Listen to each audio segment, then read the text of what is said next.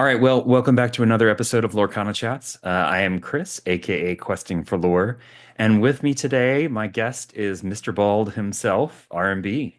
How's it going, man? It's going good, brother. It's good to Good. finally get to see you face to face. Yeah, it's finally good to catch up. It's been a while, Yeah. but well, you want to kind of introduce yourself a little bit? Yeah. So my name is Ryan Beaupre, R&B, Mr. Bald, aka Mr. Smooth Brain. I am a competitive Disney Lorcana player. I love Disney. They came out with a card game and I was immediately sold. I was like, yeah, all these other card games I'm playing. Nope, this is the one for me. Oh, nice. So, you mentioned that. What other games have you played before? So I started off like at a really young age. I collected Pokemon cards, just Okay. because like I liked the pictures. I thought the art was really cool. Like everybody Hmm. wanted to have, Blastoise and Charizard and Venusaur because we all watched Yep. the show as a kid. So like I collected them. Never played the game. They were just like all sat in binders for eternity. I And hear that from then a lot of people, actually. It's like, yeah, I collected it, yeah, but we didn't know didn't how to even know play that it it. was a game. Didn't know it was Yeah. a game. Yeah. Had no idea it was a game. I thought it was just like, you got to catch them all. Like I tried to catch It's them like all. That's that's for what it sure. was. All the cards. Yeah. Exactly. Like Yeah. that's what it was. Yep. And then like my childhood best friend, growing up, like his older brother was like into Magic, so he started to teach us how to play Magic when I was about 12 years old. And we used to just Oh, okay. play living room floor Magic, like with no sleeves, no nothing. Like we just sitting there jamming games with my mono green elves deck with Blanchwood armors, and it wasn't until like when Yu-Gi-Oh! The TV show came out, like I was hooked into the TV show and they came out with the card game here in the States. I was like, oh yeah, I want to do that. I want to be just like Kaiba and like Yeah. of course, Yep. like I had to pick a villain, right? Like Of course. Of I had course. to pick like the anti-hero of the show.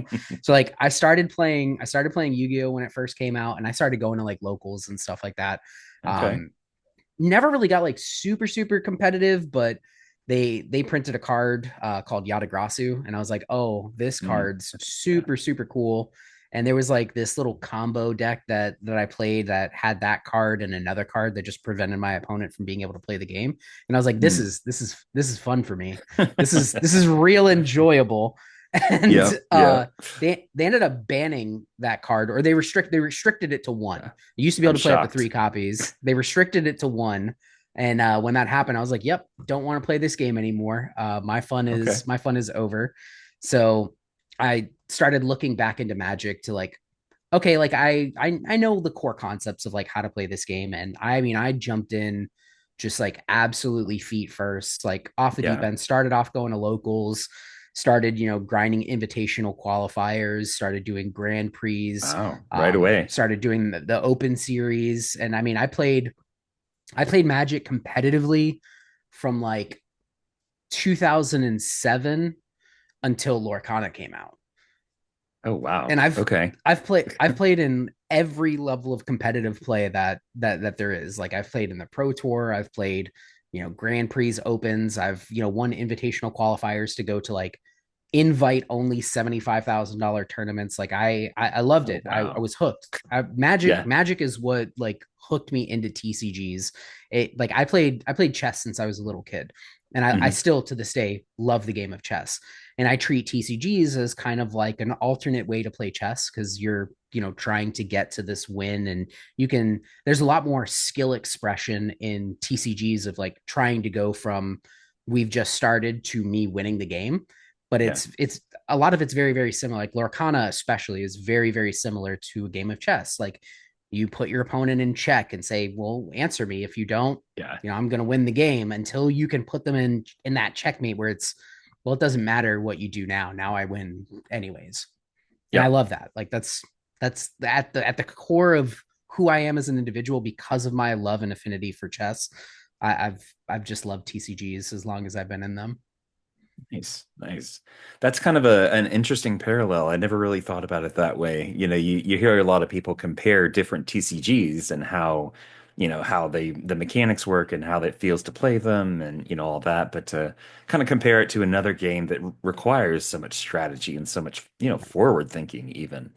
It's so used to, or it's so easy for us, as Lorcana players. We're like, oh yeah, I have to think, 5 steps ahead. And it's like, well, wait, you have to do that in chess too. It's like Yeah. mentally you have to think, okay, if I do this, the probability of them doing this is going to be, and it's like, yeah, no, that's crazy. That's cool. Yeah, Um, you're dealing with a little bit different probabilities though. It's more of probabilities of me course, seeing yeah, X amount of outs.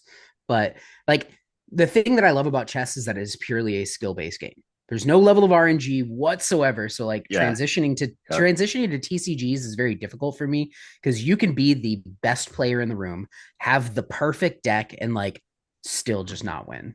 yep, And like yep. that's frustrating to me as It coming from a is. background in chess, but like it's it's more fun because instead of my pawns, my rooks, my knights, like I've got my 7 dwarves and I've got my bell and my beast and my cogsworth. So like it's more relatable. It's obviously like the artwork is a really big aspect for me too because like I grew up watching Disney movies. I still watch Disney movies. I still belt Oh out yeah. Disney songs in the car on the drive to work, and like I'm not afraid to say it. So like Yeah. it this game just made so much sense for me. Yeah. Nice. So where'd you first hear about it? So it was probably like I first actually heard about it from Humble. So like Humble and his wife, like they had heard that it was coming out, and like I had also heard it was coming out, but at the time, like I was still grinding like the regional circuit for Magic, so like I was Mhm. not capable of ingesting another game at that point in time, and Yeah. Humble was playing Pokemon at the time. He's a very competitive player in Pokemon. And like he always tried to get his wife to play Pokemon with him. And she was like, no, it's not really for me. Like she just wasn't into TCGs. She didn't really like it. And Mhm. then she actually brought it up to him. She was like, oh, Disney's coming out with a card game. I'd play that. And Humble was like, It's like, yes, please. Yeah. he's like, wait, Yeah. you'll play the Disney card game? So like Hmm. they like before they even had all of chapter one revealed, like he already like went to Kinko's and like printed out a bunch of like proxies, and Oh, like they were just wow. like That's they were just like dedication right playing at there. home, right? They were just like playing at home together. And he like messages me and he's like, dude, you need to like check this game out. And like Mhm. Magic had been doing things that were already rubbing me the wrong way for many years, that like I was getting so fed up with it that I was just going to quit TCGs altogether. And he's like, hey, like I've got these decks proxied, like come play some games with us. And I was like, Yeah. okay, like I'll do it. And I just never did it. And then right around the time the trailer for the game actually came out, Rachel, my significant other, was like, hey, Disney's got a card game. I love Disney. And I was like, so like we watched like the tutorials, like how the game actually works, like how to play. And she was like, oh, I'd play this game. And like my face It's not this instantly super lit. complicated thing. It's just like, it's pretty straightforward, really. It's Yeah, like, it's like my nice. face Yeah. my face lit up with joy because I tried to I'm teach her how to sure. play Magic, and she cried. She had physical tears coming out of her eyes because she was like, Not this is too surprised. overwhelming. Yeah. She's like, it's just too overwhelming. So like we watched the videos together. We were like, oh, this like looks pretty good. So we like I still had all of my Magic cards at this point. We waited till release day. I took the day off from work, went and like scouted out a bunch of different local game stores to try to like get some product during the chapter one shortages. I was able to Hmm. get a handful of packs and 2 starter decks, brought them home. We cracked everything open, looked at like our starter decks and like integrated. Like I think we only got like 14 packs total and 2 starter Oh, decks. And that's a lot we just like for that made our time. decks. Yeah. Yeah, we just like made our decks with that, and we sat down at the dining room table and just like played with each other. Nice. And the rest is history. Like I was hooked. And then it was, I don't know, probably about a month after release, Tampa TCG Con hosted a big event, Mhm. and I went to that event and I ended up top eighting that event. Nice. And like that was the first time I got to play the game competitively, and I was hooked. I actually came back on the second day of the con and sold off my entire Magic collection and foiled out chapter one from the vendors. Wow. And I was like, Wow. that's it. I sold my entire Magic collection. I got one of every enchanted from set one, and I basically like full 4x foiled out my entire chapter one collection. I was like, this is the game I play now. That's And awesome. like, and then we just started like going to leagues. Like she was coming to league with Yeah. me. Like we were playing at leagues. Like there were some weeks we played at 2 or 3 leagues. It was crazy. Nice. Nice. So, yep, all in, huh?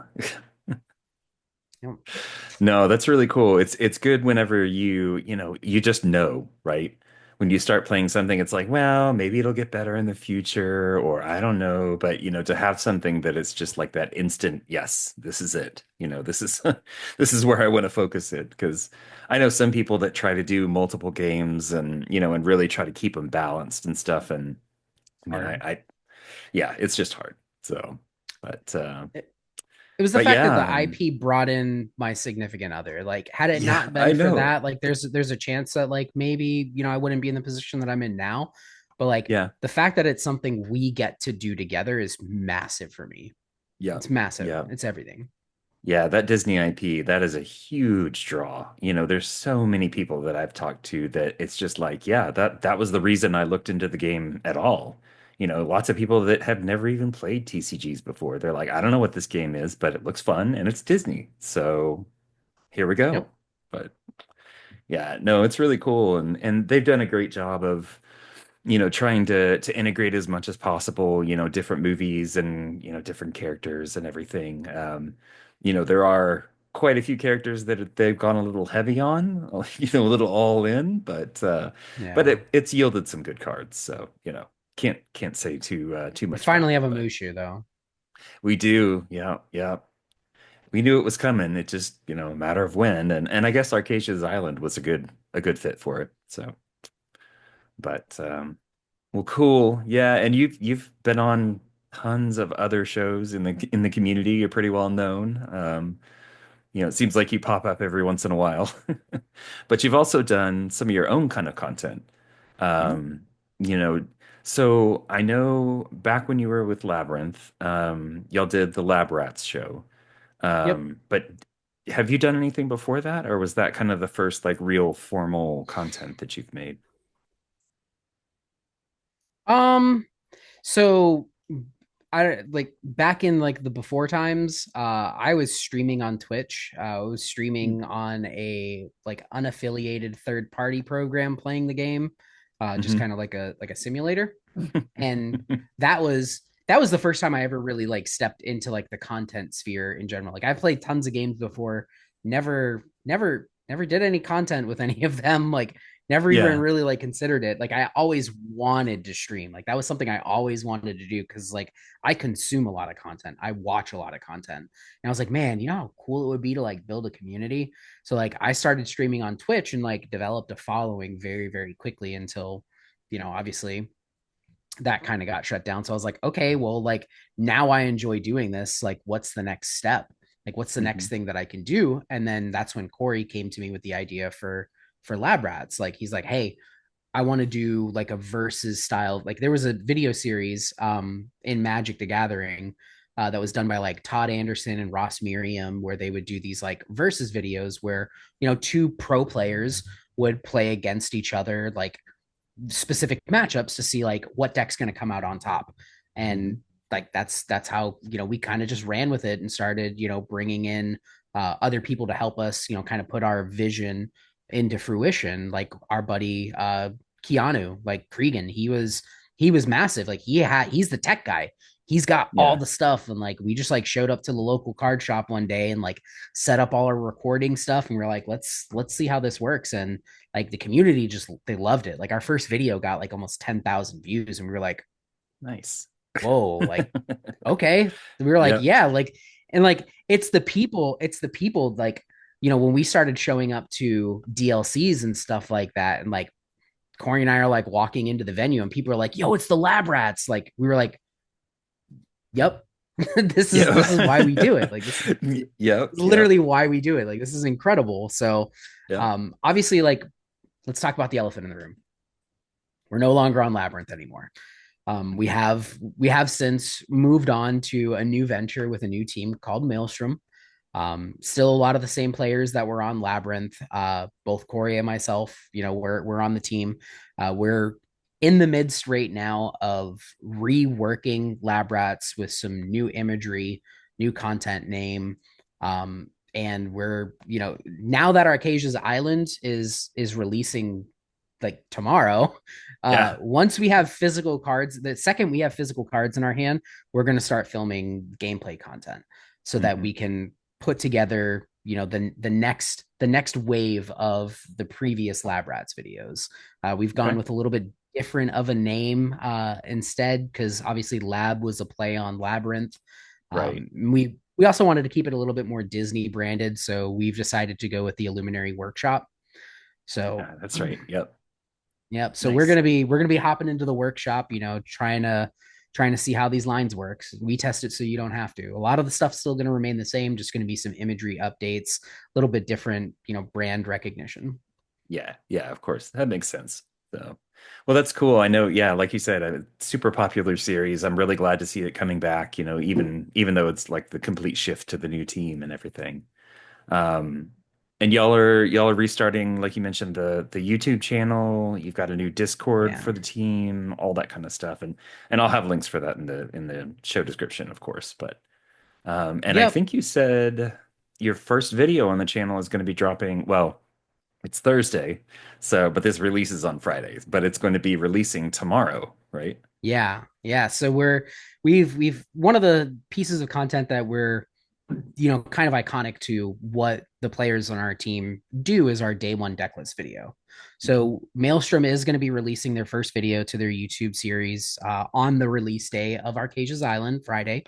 And it's going to feature deck lists from all of our players. This is like what I would play on day one of Arcasia's Island meta. And we kind of Okay. talk through like some of the new inclusions, why we've included some of those cards, and it just gives people, something. Like if you're not a deck builder, you're not a deck designer, you want to see, Yeah. what the pros are cooking up. Like this is just a direction to put you guys in. Where we're gonna have, a bunch of different color pairings, kind of pick the color pairing that speaks to you. You've already got a list on day one, what cards you should be looking for. And to start kind of testing and tweaking. And we're going to constantly continue to update our lists, and like for me, I'm the blue steel guy. Like I Yeah. am Sapphire. I am Sapphire. So like I'm always going to play Sapphire Steel. So spoiler alert, but my deck list is a Sapphire Steel list. I'm shocked. Yeah. Who would have thunk it? Yeah, yeah. How many other Sapphire decks are there, given a certain card that's going to be introduced in the next set? Well, there's a Hmm. few. There's a few of them in this set that Well, are yeah, that's true. You there's know which one I'm talking about specifically, though. Yes. well, there's three. There's three that should be being talked about on every social media platform that exists. Like Yeah. there's our new Bell, Hmm. there's our Yep. new Tamatoa, Yep. and there's a coil. Um, I know how much you love that card. Yeah, oh, the I can card's tell. so good, dude. The other day Well, we for the were person playing it, yeah. yeah, it's a great card for that. We were testing the other day, and I watched Corey. Uh, he's got one coil in play.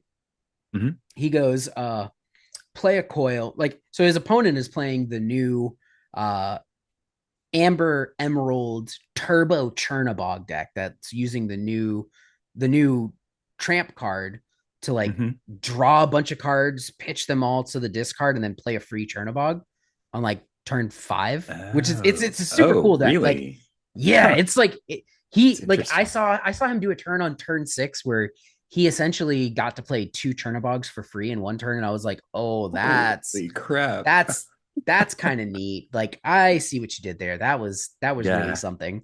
And Seems like that would be so hard to like pull off, though. it's not. It's not. Yeah. It's yeah, it's not. It's not. So he like plays a turn five Chernabog. I'm like, oh, how are you gonna answer that? And like all Corey has in play is like he's got a Grammatala in play and he's got like a coil and a Tipo. Hmm. And he like for turn, he like plays a second coil, inks for turn, -4 on the Chernabog. Hmm. Grammatala is going to sing How Far I'll Go, puts another card in the inkwell, goes -4 on Chernabog, plays a baby Sisu. He's like, banish your Chernabog. And I was like, Oh man. that Oh shouldn't happen. The no, human that's Sisu rough. should not be banishing a 9/9. Like, No, that's no. crazy work. So Wow. yeah, that card's gonna be a blast. It's going to be a nuisance, is what it's going to be. For those of us It's gonna that be don't usually annoying. play Sapphire, yes. Yeah. Yeah, Maybe I'll have all to I can start say learning. is pack no, just pack your deck full of item removal. Like that's just like what we're at right now. Yeah, yeah, I Like figured. just like I wanna build a list with the new one drop Pete and Emerald that every time you play a non-song action, banish an opposing item. Like, I wanna make that Okay, card. I wanna okay. make that card good. Yeah, It's like, yeah. oh, Yeah, I was joking about the find 'em and flatten 'em the other day. And the more I think about it, I'm like, it's not really a joke anymore. maybe. Yeah, it might come in handy. So, Yeah, yeah. it's Especially with like I'm not sure a as joke. much of this is going to be at the beginning of the meta for this set. So, hopefully things kind of even out a little bit as time goes on and it gets to be less popular or less of an impactful kind of situation, but who knows? I don't know. I don't know. It's oh, deck got a lot of really, really good stuff, and it has the best Yeah. removal in the game too. On top of that, and like its removal just got even better. Yeah.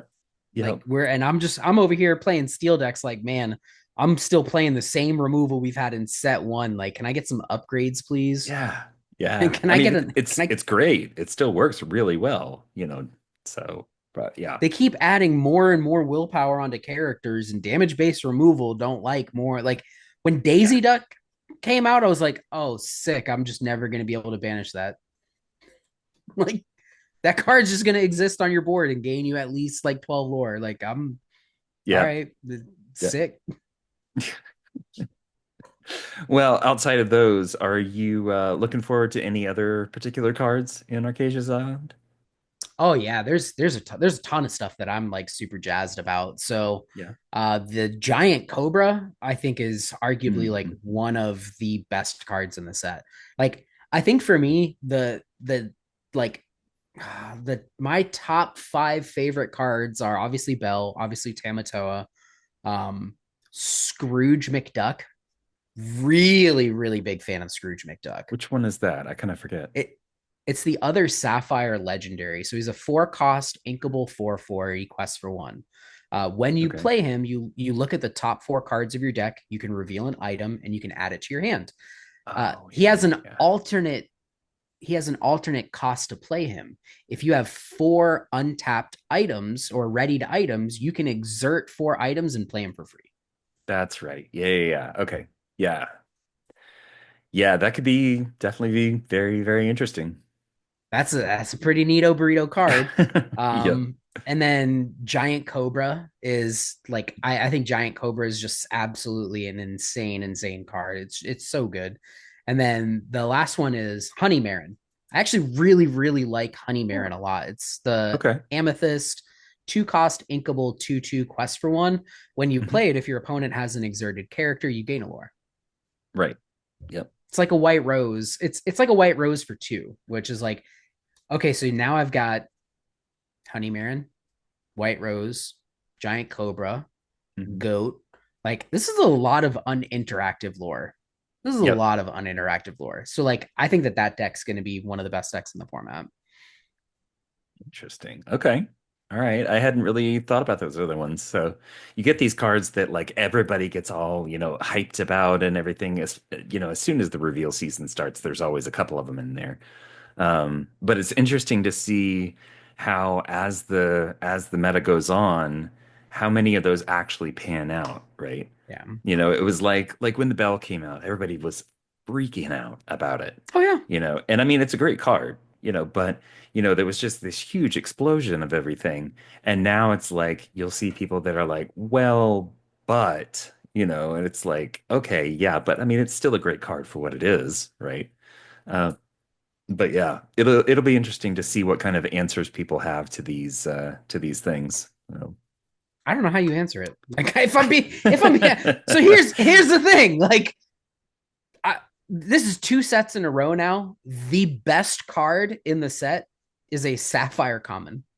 Like the last What do set you we had consider from the last one? Yeah. Celiage Right Sea. Oh, okay. Yeah. Yeah. Yeah. Yeah, cards nuts. Like Yeah. both of these Yeah. cards are common, so like I'm glad that they're common, which means that everyone is going to have access to them because Yep. like I want you to think about the power level of this spell. And I'll put it to you in two different ways.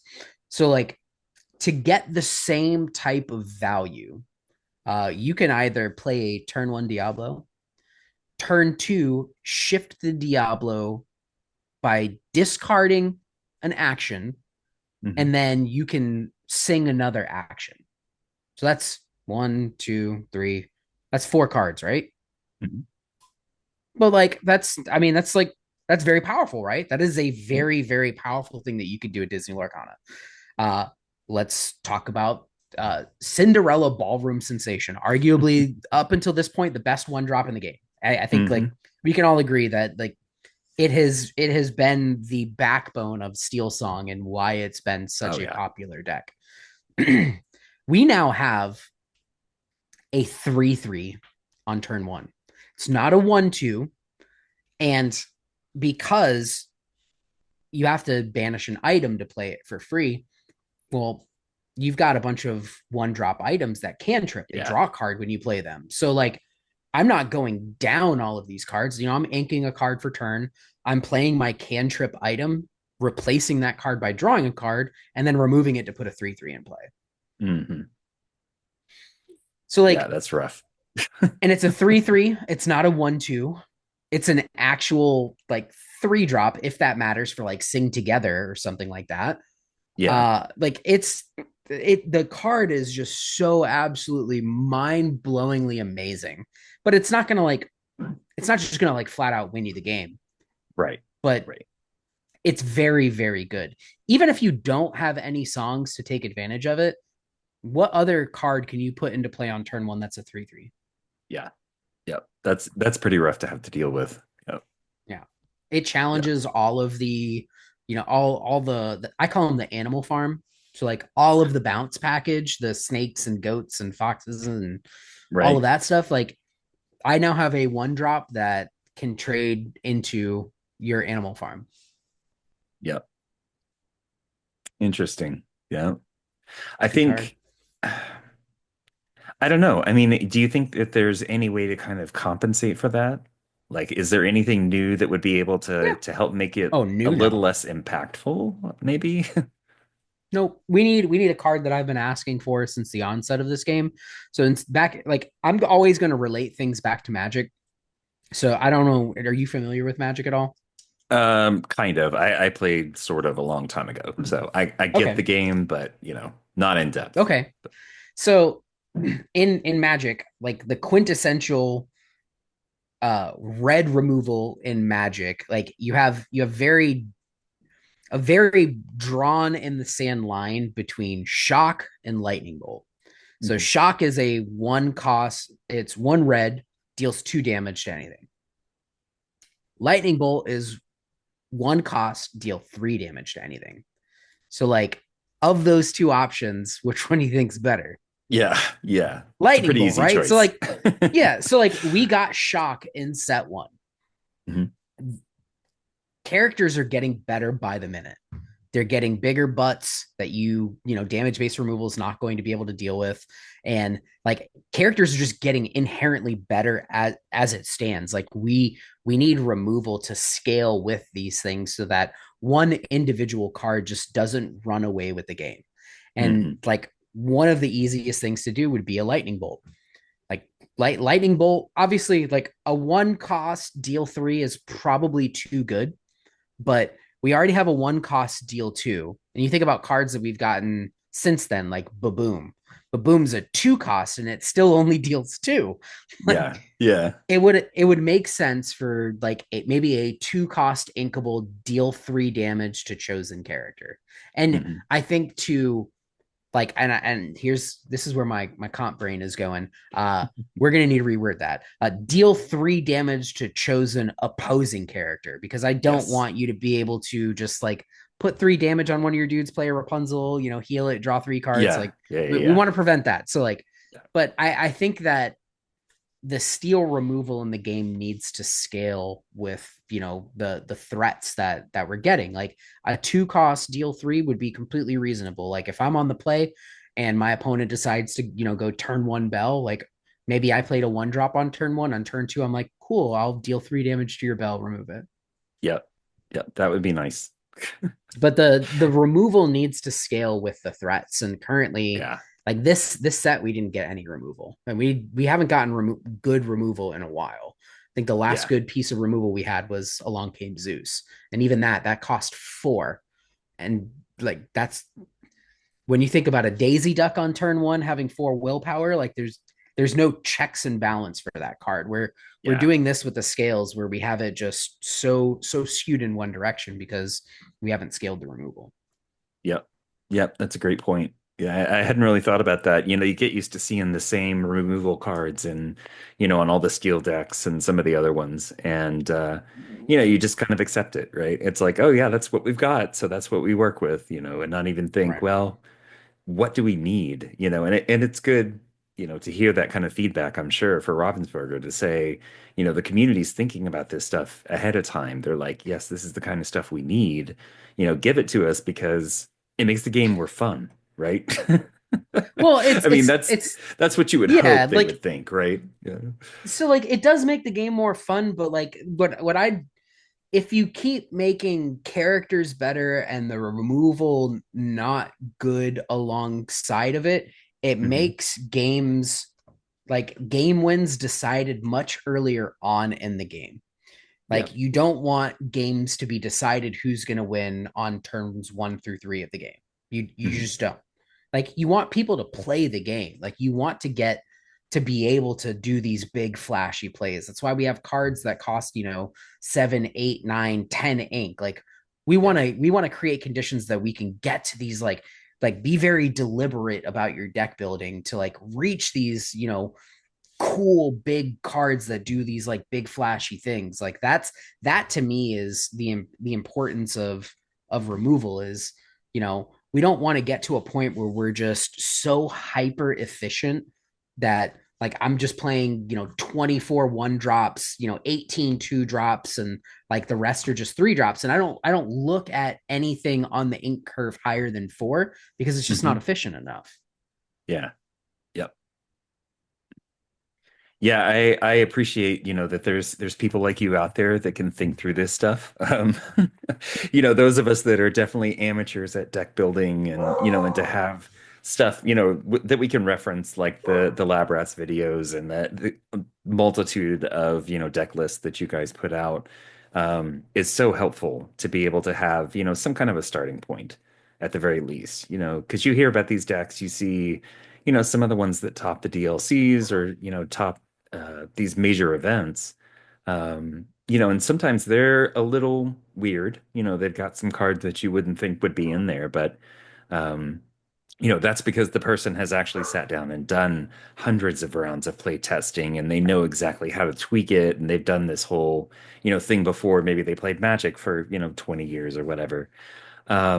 But for those of us just starting out, it's super nice to have a reference and to have, somebody out there saying, this is what this card is good for. This is, the kind of situation you would use it. It's just so helpful and I appreciate it. That's why I do it though. Like I have over 2 decades worth of TCG experience, and I'm trying to Mhm. teach 20 years of mechanics that I've learned in a very short amount of time. I mean, you think this game's not very old. Like I'm Mm-mm. trying to teach 20 years worth of things that I've learned to a very, very wide audience in a very short amount of time. Yep. Because like everyone like I don't understand, like I'm never gonna gatekeep information. Like if I know something, I'll tell you. Like Hmm. it just is what it Yep. is. I I'm not gonna withhold it. Like what kind of person? Like no, I want all of us to be good at the Spread game. the I want knowledge, all of us to enjoy And like if I like teaching too, so Hmm. Nice. Nice. So I'm curious, as far as deck building, mhm. if you had a kind of a top five things to think about when building a deck, what would those be? So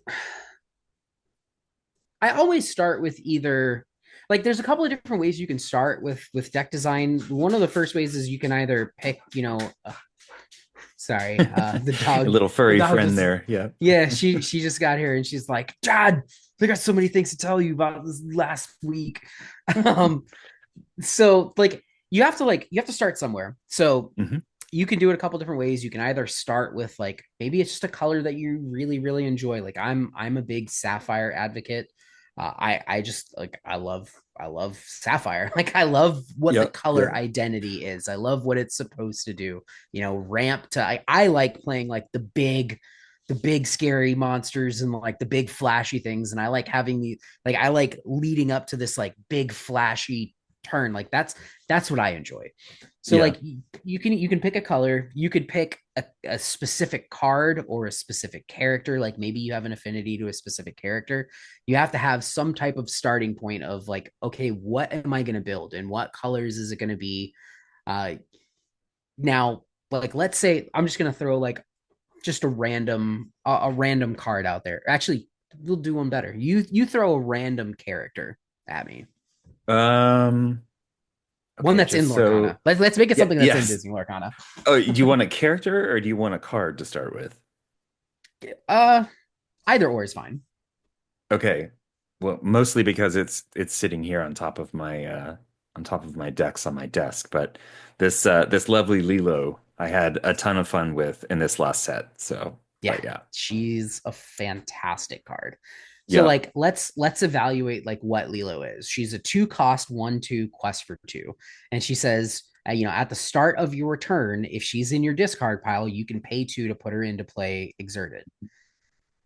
The fact that I just like you see like my brain is incapable of like processing other information because like you can name a card and I'll just tell you everything on the card. But so Boy, like I wish I had that. Trust me. So like let's analyze the card. So a couple of things. Number one, it's a 2 cost, it quests for 2. So it's like a fairly aggressive card, right? Hmm. Number two, it extends your hand resources to your discard pile.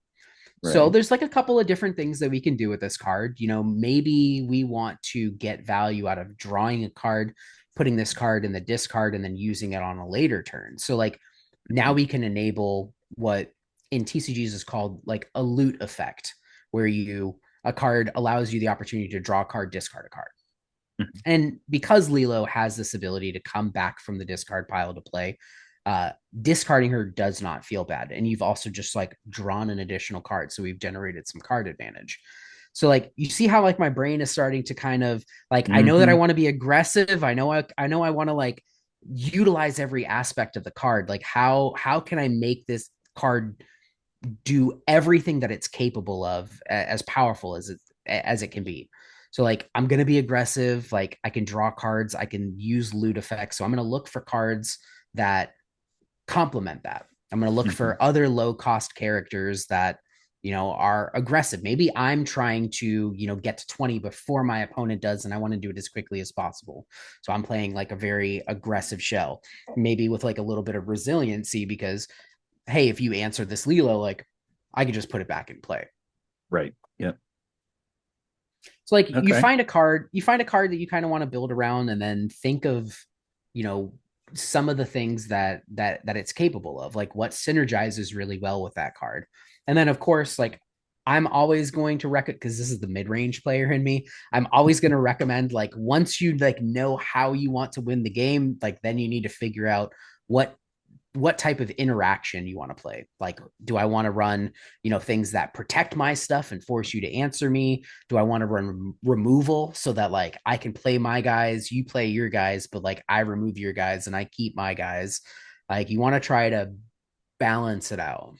Yeah, yeah. I was gonna say it's interesting to try to find that balance, because sometimes the motivation is to like, yeah, I want to jam it with all this cool stuff. I want to just mash it all together and it'll all work perfectly because it's all great stuff, right?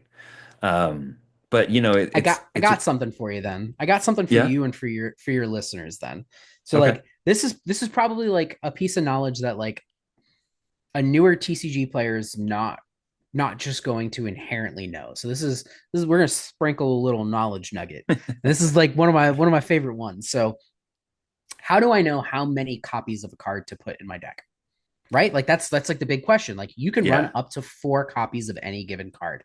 So I'm going to give you a clear delineation of why you elect to play 4 copies of a card, 3 copies of a card, 2 copies of a card, and 1 copy of a card. So Mhm. if I'm playing 4 copies of a card, it's because it's integral to my game plan, and I want to see multiple of it in as many games as possible. That's why I run four of any given card. If I run 3 of a card, it's because it's like I want to see at least 1 copy of it in most of my games. If I run 2 copies of a card, I want to see 1 copy of it in some of my games. Doesn't necessarily it's not important in every single matchup, but like I want to have it in there for the matchups it's important for. And if I run 1 copy of a card, it's usually going to be some type of um, tech piece for like a hyper specific matchup or a hyper specific scenario where I want to see it in that exact instance in that exact matchup, and that's the only time I ever want to see it. Yeah. Okay. Makes sense. Yeah.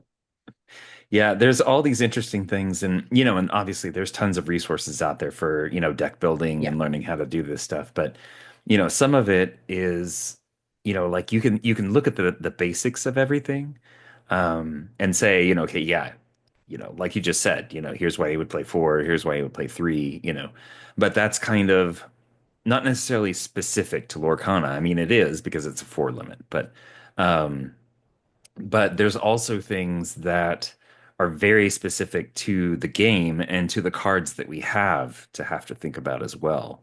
And it's only going to get crazier as we get more cards. There's there's going to be more and more possibilities to put these things together and speaking personally, finding those synergies is always a little difficult. I feel like, we do have a wide array of cards right now. And trying to figure out, I mean, hearing you talk through the Lilo and kind of think about, what to think about and everything, it makes perfect sense.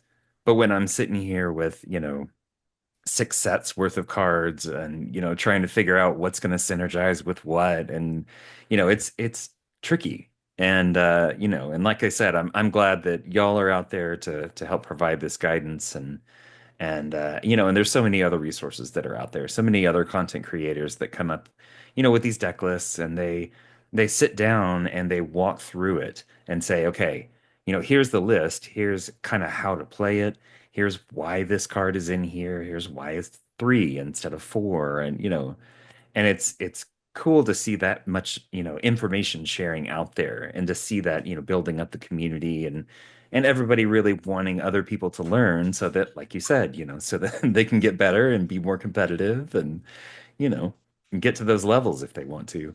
So, but yeah, it's cool and like I said, I appreciate it, because there's definitely those of us that are amateurs at this whole deck building thing that having places to start is always useful. So, Yeah, you're only an amateur for so long though. Like there's definitely some core fundamentals to not just Disney Arcana but TCGs in general that like once you've learned like they you can transition them between TCGs. Like there's core yeah, yeah. fundamentals that like once you've learned it, you don't need to learn it again. You can apply it to basically any TCG. And then like obviously like Lorcana specific. Like one of the things about TCGs in general is like, and it's not even just TCGs, but like any hobby, any sport, anything that you do, like the more that you put into it is the more that you're going to get out of it. Like Yep. obviously, I do not wish my life upon anyone else because I am thinking about talking about playing Disney Lorcana like 900% of my life. Like that's Yep. like I'm I'm the type of person that will have a dream about us like building a deck and I'll wake up in the middle of the night and I'll pull up Dreamborn on my phone and I'm like building the list from my dream. Like, Yeah. don't be like me. Don't do it. It's not like Yeah, people it's will ask me like questions and I'm like, huh, Lilo escape artist? yeah. Like, wait, what? Like, what? Hmm? What? Yeah, and somebody who's new to TCGs and everything, not really thinking about the whole competitive aspect, just thinking, oh, it's a fun game to play, and It not is. really realize, well, it is, yes, um, not really thinking about, oh yeah, there's all these major events where people are actually competing for lots of money and lots of prizing and everything.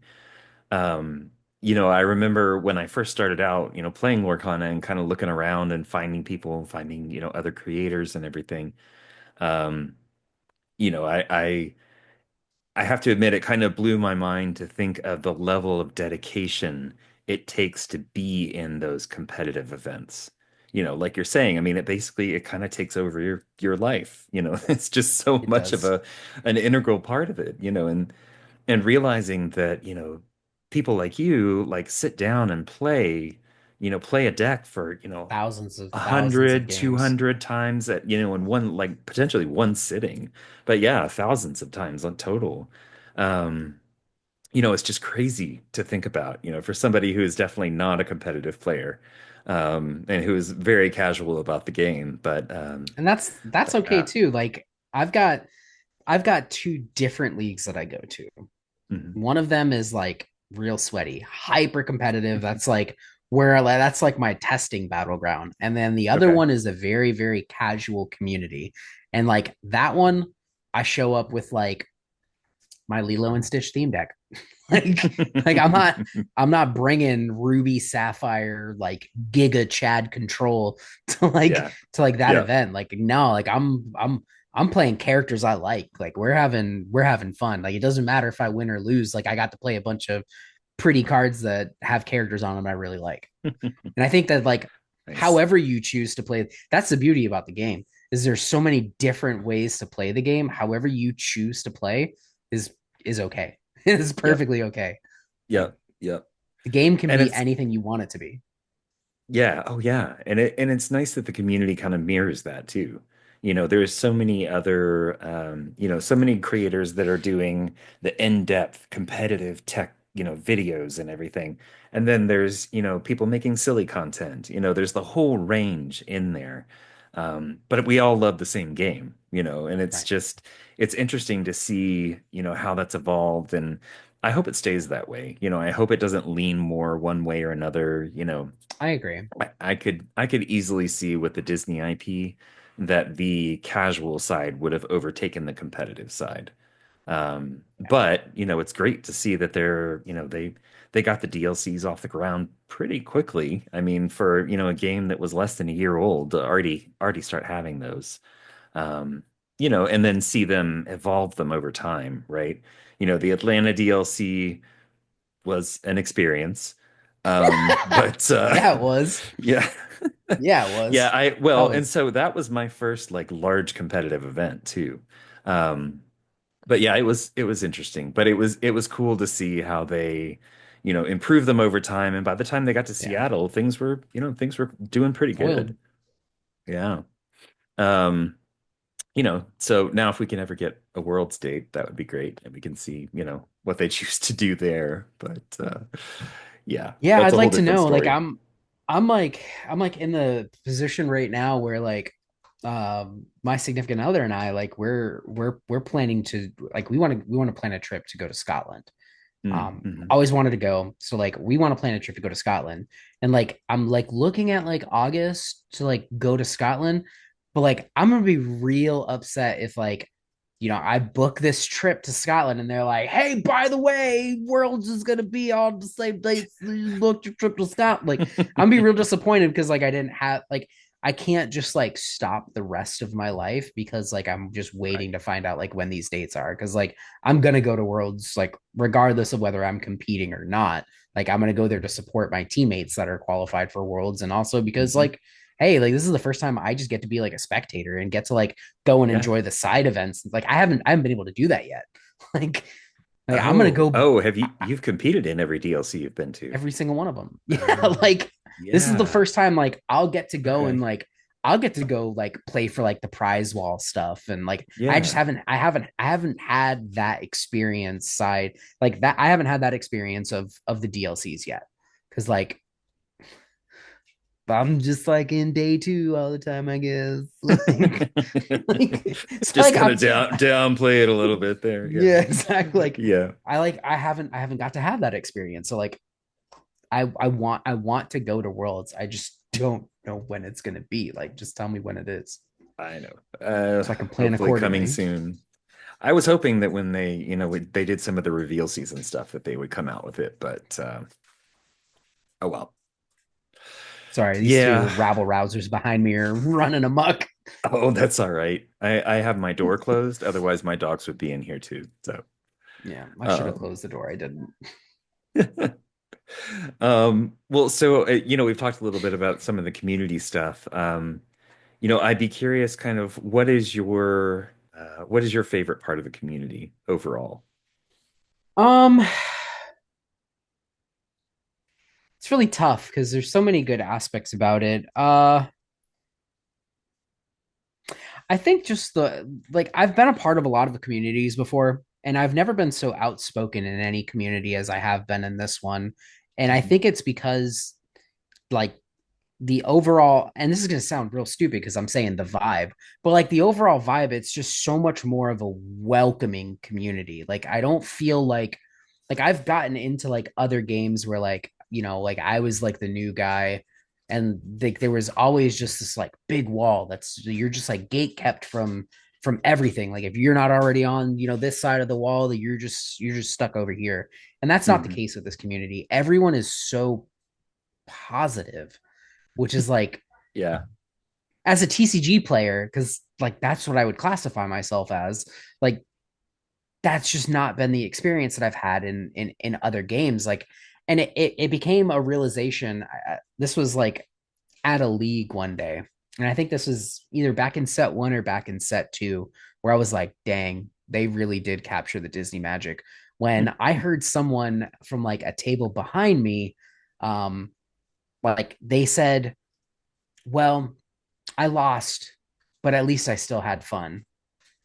And like I've never heard that in any like that those words have never come out of anyone's mouth in any other game. Like usually like it's like all salt all the time. Like all I drew was lands. If I would have just drawn this, then I would have beat you. Like, but like that's just like I think that's the thing that I like about this community is that this community provides a welcoming space for absolutely everyone. Yep. And it's like it feels very positive and it's such a refreshing feeling, like not just dreading the community that like you're forced to be a part of because you play a game. Like I'm proud to say that like I'm a part of the Disney Lorcana community rather than like, yeah, I play Magic. Yeah. Like I like that you picked Magic.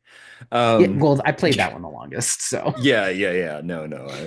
Just I mean, I know they, every community has problems, right? And um, we're early enough on to where I think, having that positivity and having that reinforcement, of yes, everyone is welcome to this game, regardless of, what your background is, first TCG or a veteran, whether you're in it for, playing silly cards or, actually winning, you know, thousands of dollars in prizes. It's all there and it's all okay, right? Um, but yeah, and there's problems, like I said. And I'm curious, is there any particular thing that you think that the community overall could do to improve things or that you would like to see, in the future, I guess? I mean there's definitely things I'd like to see in the future. um and like I don't want anything that I say to diminish all of the hard work and excellence that has come out of the Ravensburger team. Like I'm super appreciative that you guys did the hard part. You guys Hmm. designed a game that's incredible. Like the framework and the design of this game, in my opinion, is better than any other TCG. You've fixed a lot of the problems that other TCGs have, especially with resource based systems. Um, Mm-hmm. the things that need to be worked on, obviously, like number one is communication. Yeah. I'm always going to be of the mindset that like more communication is better than no communication.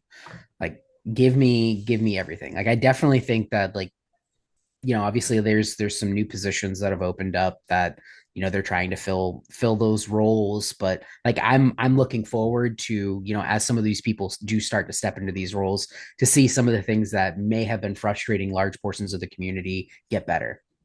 Yeah. I would also I would like to see some adjustments to the competitive organization, like playing the game. So like I question like whether or not I even want to say it, but like I'm gonna say it. Like the DLCs and Mm-hmm. best of two. It I should was have expected that one. Yeah. I went in with a super open mind, super positive, super open mind. And Yep. like even if we keep the best of two format, like that's fine for DLCs. Anything higher than a DLC, it's got to be best of three. Like Yep. Continentals, I think should have been best of three. Um, Worlds should be best of three. Like Mm-hmm. DLCs for the amount of people that are going through there, like sure, best of two is fine, but 2 minute like the concept and idea behind it was they wanted people to play the game rather than to play the tournament. And unfortunately, Right. conditions were created that you actually had to play physically less games of Disney Lorcana to make a day two. And like, Mm-hmm. I think that that's not only bad for the game, like, it's bad for the community. Like, if we're going to maintain the best of two format, we need more rounds. Like, and I'm okay with it. Like, I don't hate the best of two format. It's is it frustrating? Sure, it's very frustrating when you walk away, you know, with a 1-1 and you just get your 3 points and like Yeah. you feel like it's unresolved, but like I could get over that if some of the variance was eliminated by the inclusion of more rounds.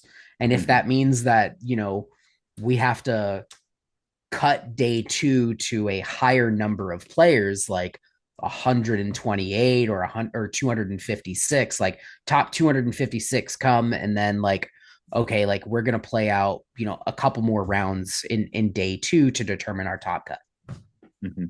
I think that like one of those things does need to change just for the competitive integrity of the game. Um, and I think that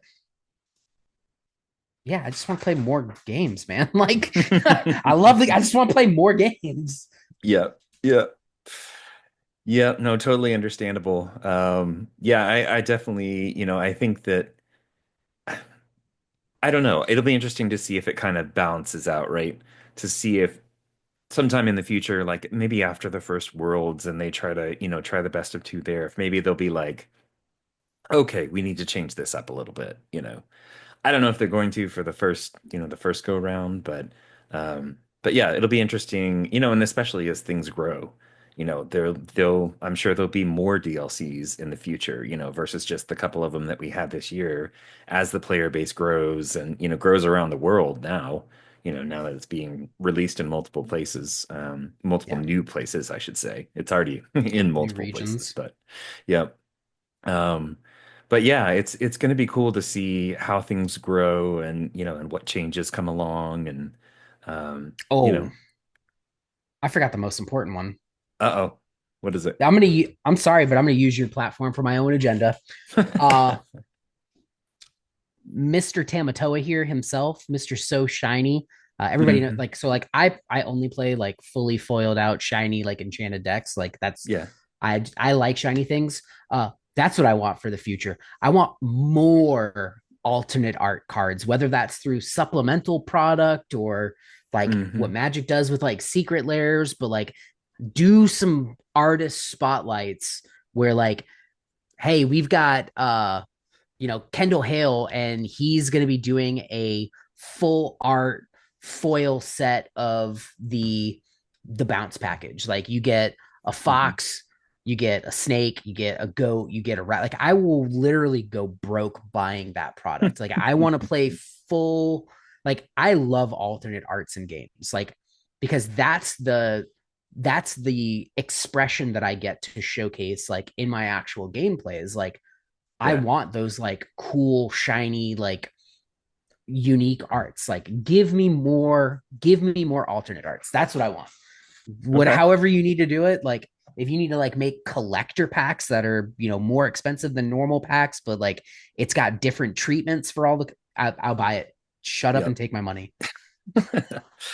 Well, and it's interesting. I saw somebody, I think it was today, that was talking about, I think there was a Photoshop version of a Diablo card that was going Saw around. that too. Yeah, it looked really nice. That's sick. Um, but that they said, basically that, for a game so early on, they didn't think that the alternate art, or the modified cards, the ones where people have painted and added on Mhm. and everything, didn't think they would be as popular as they are for Lorcana, and I don't know if that's Huge. partially because of the art itself or, there's just so much of it. And, we've got some really talented people in the community that do these things, but they were like, well, what if, if there was more variance in the types of special cards, foiling and everything like that, would they be as popular?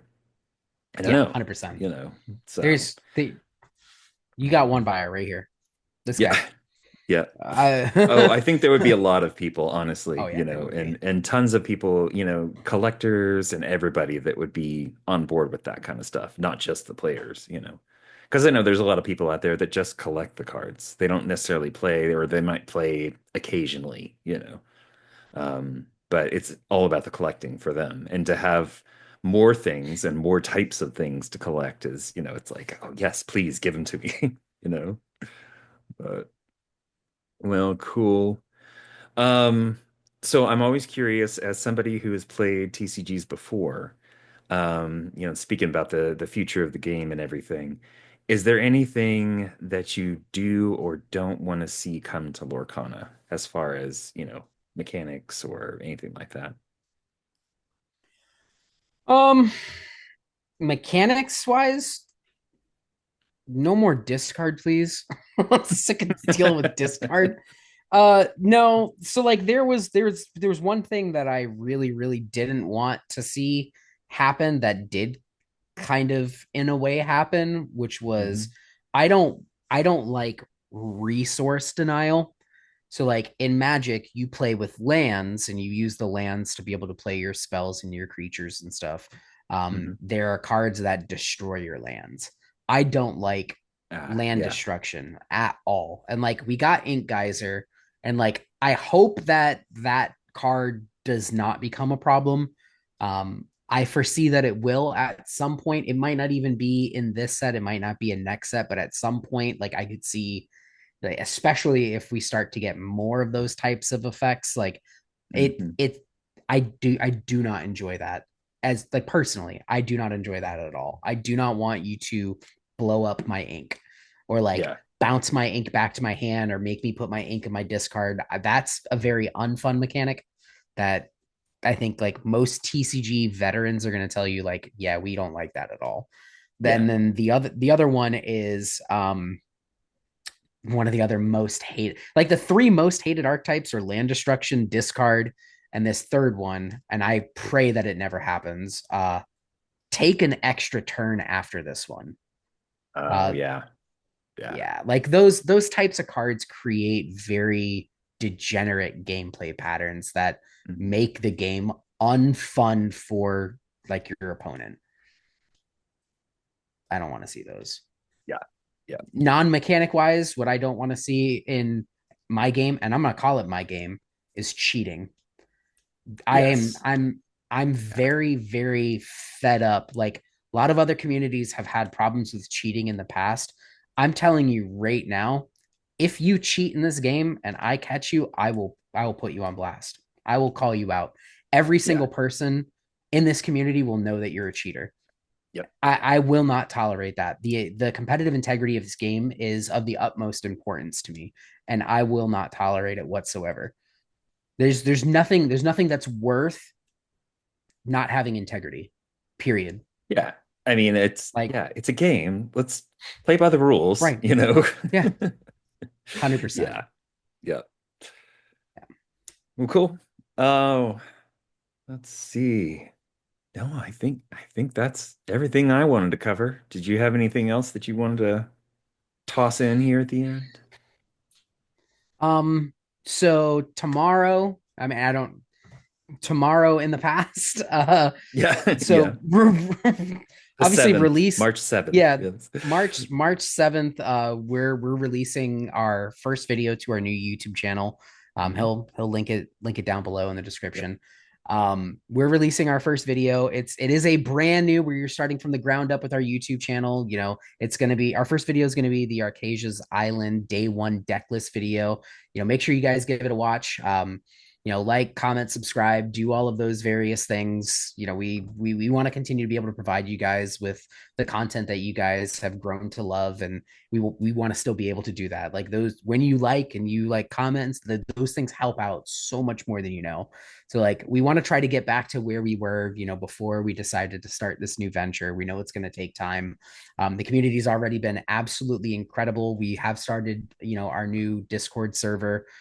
We're less than a month into it, and we already have over 820 active users. And if you're not Nice. a part of a community and you want to be a part of a community, I'm telling you right now, you have an open invitation to come and join my community. We'll come talk about deck lists. We can play some cam games. Like I'm just a dude. Like I'm just a dude with a bald head. I put my pants on the same way as everyone else. Like I am Mr. Approachable. Like y'all can ask me questions. You can ask anyone on the team questions. Like that's what we're here for. We're here to build a community and thrive in that community together. Join the Nice. Discord, you know, like this. So I'll do all the things, man. Bob Man says so. All right, well, cool. Well, so I'm going to end with the same three questions that I ask everybody. So favorite ink and card. I know the ink. What's your favorite Sapphire. card? My favorite card in Sapphire, Fishbone Quill. Always a classic. Yep. Yeah, love that card. Absolutely Yep. love Fishbone Quill. Okay, cool. Favorite Disney movie and why? Oof. See, I Gotta always get narrow it asked this question. down. Yeah. Yeah, well, I have two. I have two, and Okay, two is fine. they're so neck and neck that I can't pick one over the other. But it's The Jungle Book and Robin Hood, and Okay, I watch classics. both of those movies every single day for like 2.5 years straight in my childhood. Like, Wore out the tape, or oh, was that where you? brother, Yeah, I would it's watch Robin Hood, take it out of the VCR, put it in the rewinder because it rewound faster than the VCR, put it yeah, back in the yeah. VCR and hit play again. Like, It's like just on all the time. It's like I yeah, don't care what's going I on. loved Playing it, with other man. stuff, it's still on. Yeah. Yeah, Yeah. Nice. Nice. So like the comfort. classic versions, right? Not any of the Oh, remakes, I 100%. assume. Yeah, Yeah. classic all the way. Okay, cool. Plus, All like right. the soundtrack for Jungle Book was just so good. Like King Louis song, like I'm the king of the swinging Yeah. jungle VI. That Like, come on, jazz, man. that Like, was yes. yeah, That it's was so so good. great. Yeah. So good. Nice. And like at the start of Robin Hood, like I catch myself even to like this day doing the little Alan Adale whistle, like, Mm-hmm. oh man, that's my childhood. It's iconic. So perfect. Uh, well, cool. All right. Last question. Tell everybody where they can find you. And, obviously I'll link the other stuff whenever it becomes available, but where they can find you personally and get more information. Yeah. Yeah, you could just shout the word bald and like I'll probably appear. But if you want to follow me on socials, I'm most active on Twitter at R_M_BX. It's where I have a lot of my conversations. I have recently started an Instagram as well. I'm trying to like learn how to Instagram because I've never had one before in my entire life. Hmm. That's at R_M_bald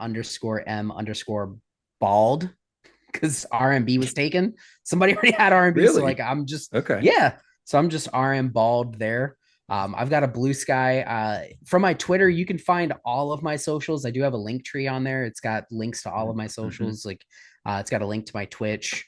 The Twitch, that's a really long URL. Just go to the link tree to find that one. Okay. And do you stream much on Twitch anymore? I will as soon as we get a digital client. Yeah, oh, that's a whole different Once story. once we get an official digital client, I will be 100% streamer again. Nice. Nice. All right, well, cool. Well, thanks so much, man, for sitting down with me. I'm glad we finally were able to get caught up Me and too, man. chat for a little while. Yeah, I'll see you around the community. Yeah.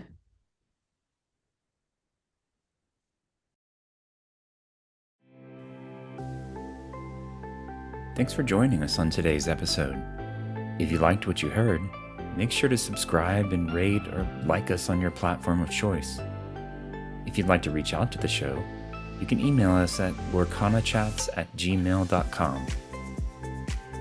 You can also find us on Twitter or X at LorcanaChats, the podcast at podcast.lorcanachats.com, or just lorcanachats.com. We love feedback on the show, and let us know if there's anyone you'd like to hear from in the Lorcana community. See you next time.